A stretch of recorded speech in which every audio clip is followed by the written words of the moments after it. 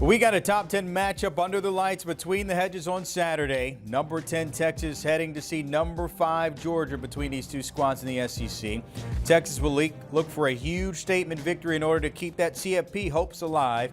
Meanwhile, the same thing could be said for the Dogs. They open the week as the home favorites over the Longhorns in a rematch of that 2024 SEC championship. Taking a look at the tell the tape, this won't be the only matchup we'll see from the two from the past. Take a look at this. Last season, Georgia defeated Texas twice, including the SEC title game. Georgia also in a 5-game win streak since their loss to Alabama back in September. And Texas has won the past 4 games since that October 4th loss to then Florida. All right, for more on all of this and how this might shake out here, Jordan Hill and Chip Brown checking in from 24/7 Sports. And fellas, this one is kind of shaping up and setting up Saturday to become that make or break game for the season for both sides. Jordan, I'll start with you. What does a win or loss do for a Georgia team? Well, you look at this matchup, top 10 matchup in Athens, and I think it's something of a proving ground for this Georgia team. The last time there was this big home game for the Bulldogs that came up short, tough loss to Alabama. A game where Georgia really fought its way back in the second half and was on the verge of taking the lead and just couldn't come through. So you see this and you consider it from the playoff perspective. Georgia's in a pretty good spot right now with only 1 loss, but you look at the rest of the SEC, man, there's just no break between 3, 4, 5 teams still very much in the fight to make this playoff. So I think when you consider it from Georgia's standpoint, it's a golden opportunity. It's a team they beat twice last year, but Georgia's not resting on the laurels of that. Kirby Smart was asked about that this week and said, different team. This team that we have now has never played Texas, and they've got to put it together and play really well. So I think that Georgia sees a real opportunity, knowing that they got to keep it going even if they do beat Texas. 2 weeks from now, going to play a Georgia Tech team that's still right there in the mix when it comes to the playoffs. So it's really made things easier, I think, for Kirby Smart and the staff when they've had to take a week-by-week approach. They've really had no other choice with the schedule they've had. The Ole Miss win was huge at home, but you had to be able to survive a Florida team that really had nothing to lose, had to handle a trip to Starkville, which Georgia did. I think that they're feeling good, but understanding huge test on Saturday night. They have to bring their A game if they want to stay right in the thick of this playoff race. And for Texas, they're trying to, still figure out who they are. They were playing merry-go-round, hide and seek on the offensive line at left guard. They finally plugged in veteran senior Cole Hudson after playing true freshman Nick Brooks, who, is going to probably be a really good player for Texas, but just they need experience, especially with all that double A gap pressure that Georgia brings. So they had success. They were able to protect Arch Manning against Vanderbilt.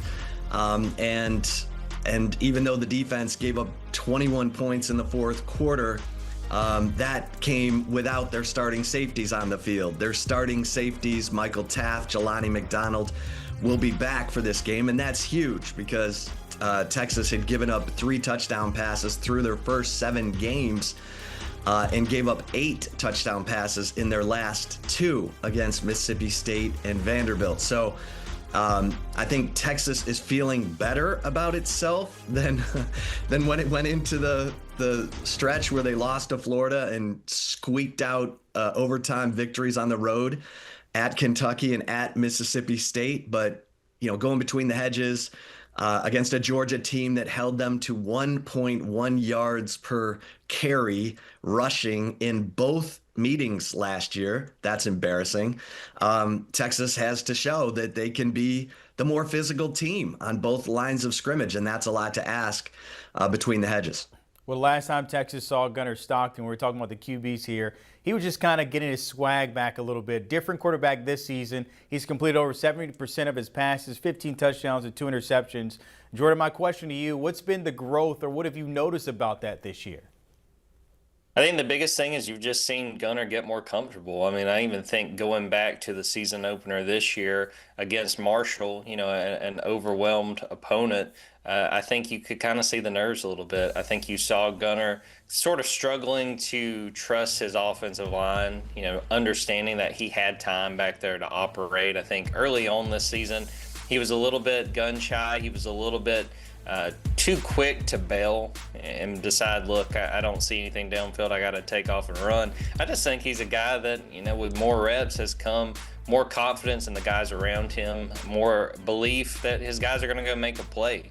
I think that Gunnar has figured out who he can rely on in this passing game, which, the Georgia did a really good job of overhauling the receiving corps this offseason. Zachariah Branch has been a huge weapon.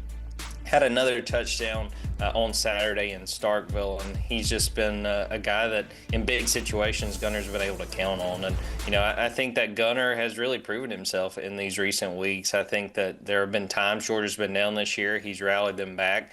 Coming off a really good game against Mississippi State, but I was looking at some of the numbers. This year, he almost has an 85% completion percentage in the fourth quarter alone. I mean, he's just shown up and made big plays in big time moments. I know Georgia is thrilled with what he's done. And if you're a Georgia fan, I don't know that you could realistically ask any more from him his first full year as a starter. It's just going to be fascinating for me to see what he does against Texas. This was kind of where he introduced himself to Dog Nation last year in the SEC title game. Can he follow it up with a good performance, playing between the hedges and trying to get the upper hand on the Longhorns once again? So Gunnar has changed. You can say the same thing for Arch Manning here. He's changed that narrative at the beginning of the year. We're talking Heisman and stuff. But now look at the past 2 weeks here, almost 700 yards, 6 TDs. And Chip, what have you noticed about Arch's new trajectory here? Well, I think Steve Sarkisian has helped Arch Manning. At the beginning of the year, Steve Sarkisian wanted to take advantage of Arch Manning's ability to push the ball down the field. So there was a lot of vertical routes, but the offensive line couldn't protect him. So against Oklahoma, we saw the ball getting out of his hand quickly. The wide receiver screens, the drop-offs, and his completion percentage rate started going up. His confidence started going up. And then against Mississippi State, we saw him lead that fourth quarter comeback where they're down 17 with 10 minutes to go. And that was a coming of age moment for Arch Manning. And then against Vanderbilt, he gets protected. They make the offensive line adjustment, playing Cole Hudson at left guard and fourth-year junior Connor Robertson at center. And he throws for 328 yards, 3 touchdowns, no picks, and looks like the Arch Manning that everyone expected at the beginning of the year. They've had an off week. They needed that off week because they had some guys who were banged up. Like I mentioned before, you're going to get your safeties back, Michael Taff and Jelani McDonald. And I think a guy to watch in this one is Quintravian Wisner, the running back, because Wisner's a really good receiver. I mean, in addition to probably being their best, most productive running back, he's a really good receiver, and he had some big third down catches against Oklahoma in that 23-6 win. And I think that Wisner will be the security blanket for Arch Manning on Saturday night in Athens. We'll see how that pans out there between the hedges. But before I let both of you guys go, we need to get a pick. And Jordan, home field advantage, I'll go your way first.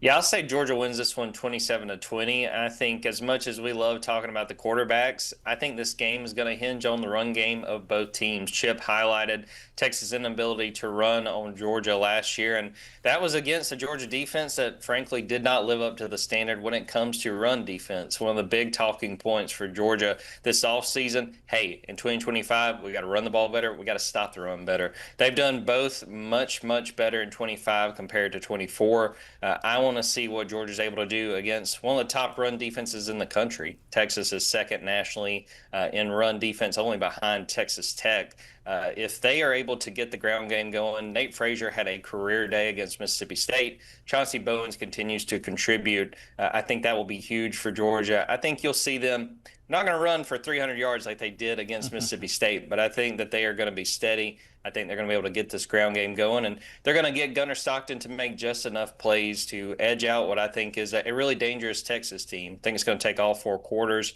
but Georgia wins this one 27-20, and I think the folks who are on hand for this one in Sanford, I think they're going to get their money's worth.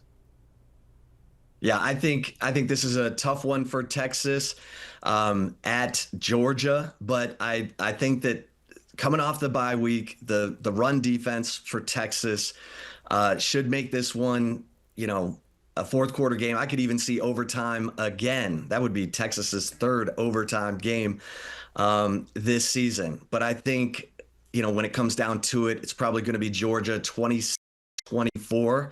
Like I said, maybe even in overtime. But I think it's an instant classic. We'll see. Top 10 matchup there. And, of course, CFP on the line. Jordan and Chip, appreciate your time painting that picture for Saturday night in Athens there. Don't forget the conversation always continues on the college football page on YouTube. We just heard the fellas there. Double dogs in this one. If you want to hear more conversation, use that QR code to subscribe.